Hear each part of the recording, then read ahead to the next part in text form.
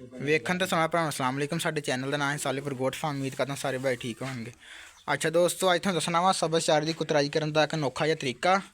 ਵੀ ਜਦੋਂ ਬਿਜਲੀ ਜਾਵੇ ਤੇ ਤੁਹਾਡੇ ਕੋਲ ਅਗਰ ਹੱਥੀ ਮੌਜੂਦ ਨਾ ਹੋਵੇ, ਫਿਰ ਤੁਸੀਂ ਕਿਸ ਤਰੀਕੇ ਨਾਲ ਜਿਹੜੀ ਹੈ ਨਾ ਆਪਣੀ ਪੱਠਿਆਂ ਦੀ ਕੁਤਰਾਈ ਕਰ ਸਕਦੇ ਹੋ। ਤੇ ਸਾਡੇ ਕੋਲ ਰੱਸੀ ਨਹੀਂ ਸੀ ਹੈਗੀ, ਅਸੀਂ ਅੱਜ ਜੁਗਾੜ ਲਾ ਰਹੇ ਹਾਂ ਇੱਕ। ਇਹ ਦੇਖੋ, ਤੇ ਇਹ ਤੁਹਾਨੂੰ ਦੱਸਦੇ ਹਾਂ ਹੁਣ ਕੀ ਕਰਨਾ ਅੱਗੇ।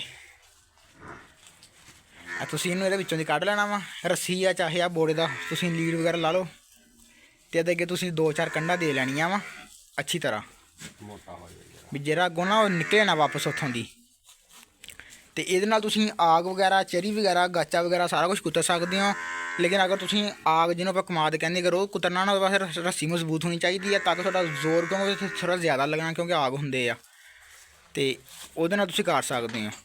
ਇਹ ਤੁਸੀਂ ਅੱਛੀ ਤਰ੍ਹਾਂ ਜਿਹਨੇ ਗੰਢਾਂ ਵਗੈਰਾ ਇੱਥੇ ਦੇ ਲੈਣੀਆਂ ਤਾਂ ਕਿ ਇੱਥੋਂ ਨਾ ਰੱਸੀ ਨਿਕਲੇ ਨਾ। ਉਸ ਤੋਂ ਬਾਅਦ ਹੁਣ ਤੁਹਾਨੂੰ ਦੱਸਦੇ ਕਰਨਾ ਕੀ ਇਹਨੂੰ। ਅਗਰ ਤੁਹਾਡੇ ਕੋਲ ਹੱਥੀ ਨਹੀਂ ਹੈਗੀ ਨਾ, ਤਾਂ ਫਿਰ ਤੁਸੀਂ ਇਹਦੇ ਨਾਲ ਆਸਾਨੀ ਨਾਲ ਜਿਹੜਾ ਕੁਤਰ ਸਕਦੇ ਆ। ਮੈਂ ਜ਼ਰਾ ਇੱਧਰੋਂ ਪੱਠੇ ਵਗੈਰਾ ਲਾ ਕੇ ਤੁਹਾਨੂੰ ਦੱਸਦਾ।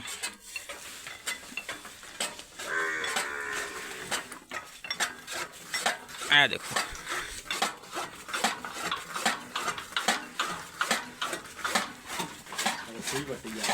ਆ ਪੱਠੇ ਲਾ ਤੇ ਆ ਟੋਕਾ ਚੱਲ ਰਿਹਾ ਆਪਣਾ ਇੱਧਰ।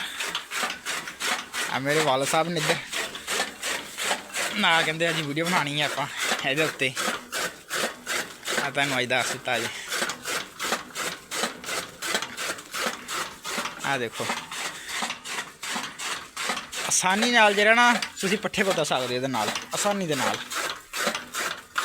ਅਗਰ ਤੁਹਾਡੇ ਕੋਲ ਹੱਥੀ ਮੌਜੂਦ ਨਹੀਂ, ਆ ਦੇਖੋ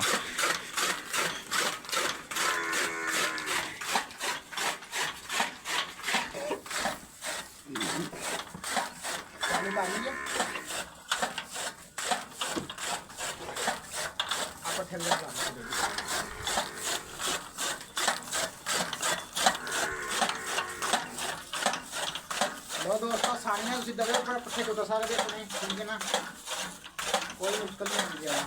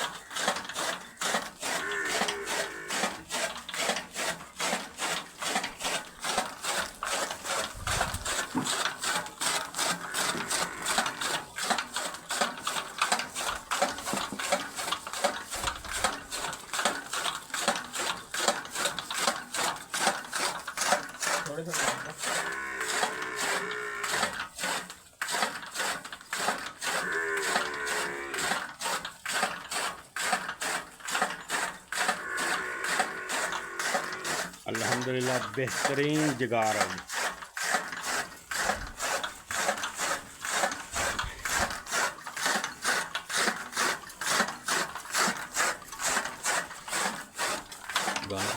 पानी